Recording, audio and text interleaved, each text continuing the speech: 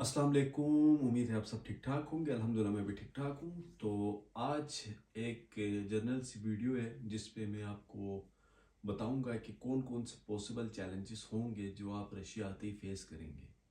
हमने भी वो सारे चैलेंजेस फेस किए हैं जो मैं आप लोगों के साथ शेयर करूंगा। हमें बताने वाला कोई था नहीं, बट मैं आप लोगों को बताऊंगा सो दैट आप अपना जो माइंड है वो पहले से इन चैलेंजेस के लिए प्रिपेयर कर दें और हो सके तो इन चैलेंजेस से निमटने की तैयारी, क्योंकि आपको पता है जिन जिन का नाम विनर और रनर अप की लिस्ट में है वो लोग लाजमी है स्कॉलरशिप पर आएंगे रशिया, अगर आना चाहते हैं तो आप लोग। तो जब आप यहाँ आएंगे तो जाहिर है आपको ये चैलेंजेस जो मैं आपको बताऊंगा वो भी फेस करने पड़ेंगे। तो अभी आपके पास बहुत ज़्यादा टाइम है क्योंकि क्लासेस जो स्टार्ट होंगी वो सितंबर से स्टार्ट होंगी 2026 की। तो अभी काफ़ी टाइम है। आप इस वक्त में अपने जो चैलेंजेस मैं आपको बताऊंगा इनको आपने कैसे फेस करना है उसके लिए आप अपनी प्रिपरेशन कर सकते हैं। तो बिना लेट किए वीडियो स्टार्ट करते हैं।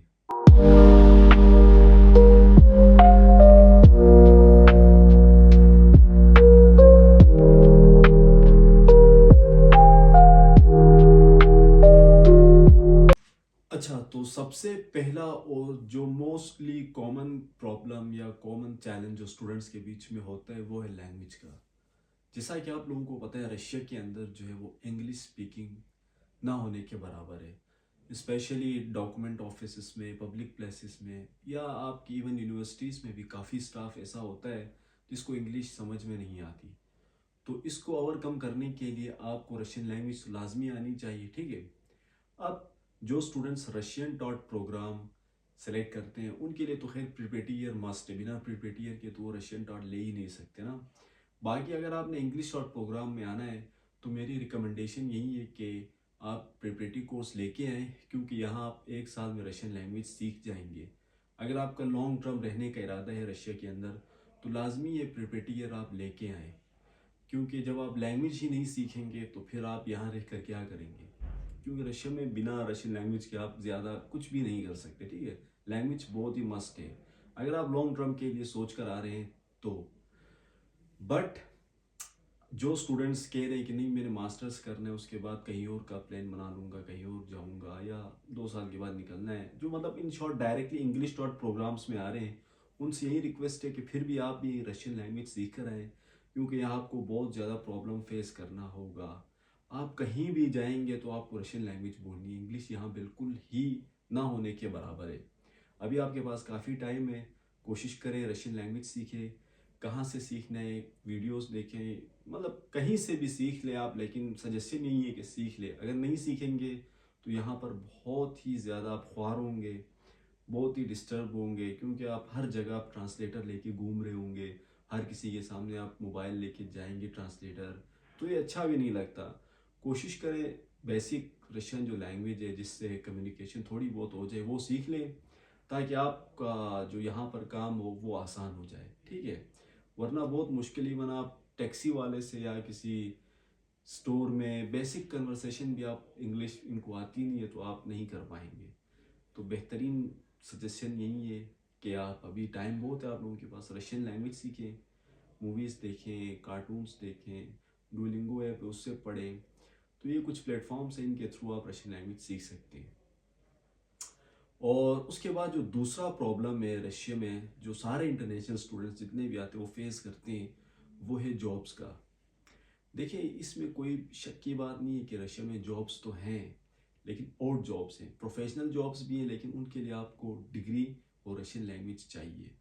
बट बिफोर जाहिर सी बात है आप ग्रेजुएशन से पहले यहाँ तो आपको तो जॉब करना ही पड़ेगा क्योंकि स्टाइपेंड इतना है नहीं। तो जॉब के लिए आपको फिर लैंग्वेज का एक बैरियर आएगा, इसलिए लैंग्वेज को मैंने फर्स्ट प्रायोरिटी पे रखा है कि आपने लैंग्वेज सीखनी है।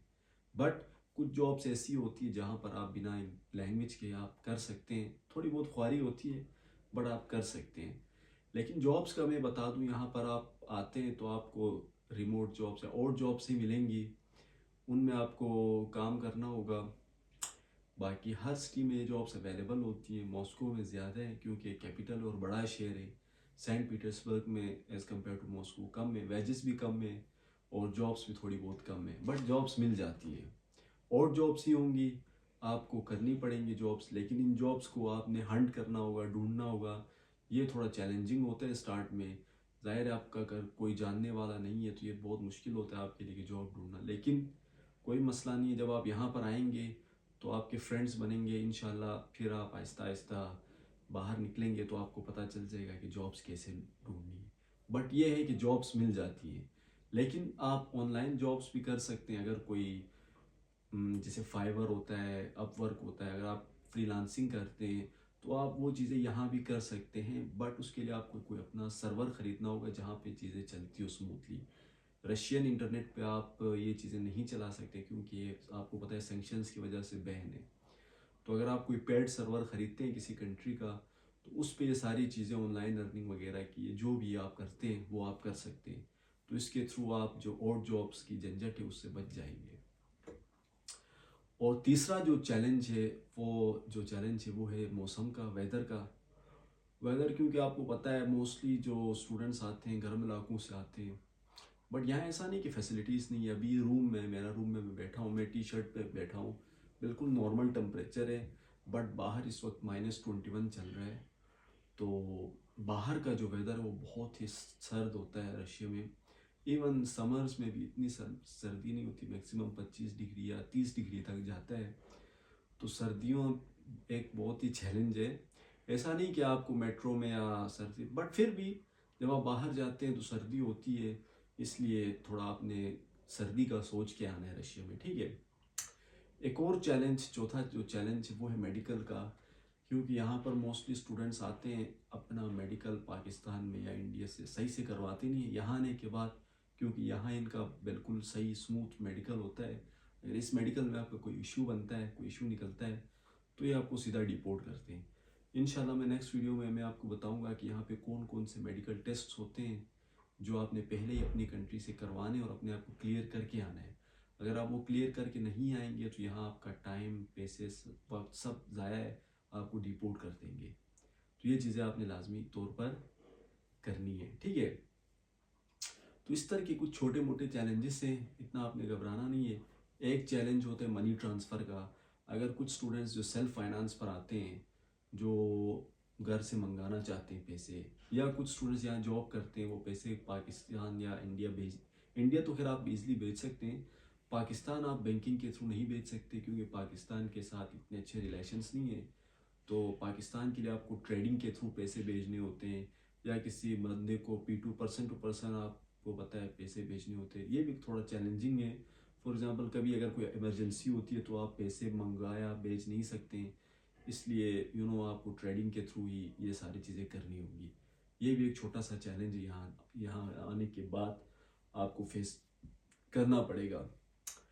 बाकी रशिया की ब्यूरोक्रेसी या डॉक्यूमेंटेशन का जो प्रोसेस है वो बहुत ही मतलब सर दर्द वाला प्रोसेस है। बट हो जाता है आहिस्ता आहिस्ता, जब आप यहाँ पर आते हैं सीख जाएंगे ये चीज़ें। लेकिन जो मैंने चैलेंजेस बताए हैं वो आपने सोच समझ के आना है यहाँ पर, ठीक है। अगर आप इन सारे चैलेंजेस को फेस कर सकते हैं तो फिर रशिया आपके लिए बेस्ट है। बहुत ही प्यारा मुल्क है, अच्छे लोग हैं, इंशाल्लाह आपकी हेल्प करेंगे। तो आज के लिए यही था। कल इंशाल्लाह नेक्स्ट वीडियो में मिलते हैं जिसमें मैं आपको मेडिकल टेस्ट के बारे में बताऊंगा कि कौन कौन से मेडिकल टेस्ट होते हैं यहाँ पर जब आप आते हैं। तो इंशाल्लाह फिर नेक्स्ट वीडियो में मिलते हैं। तब तक अपना ख्याल रखिए, दुआओं में याद रखिए। अल्लाह हाफिज़।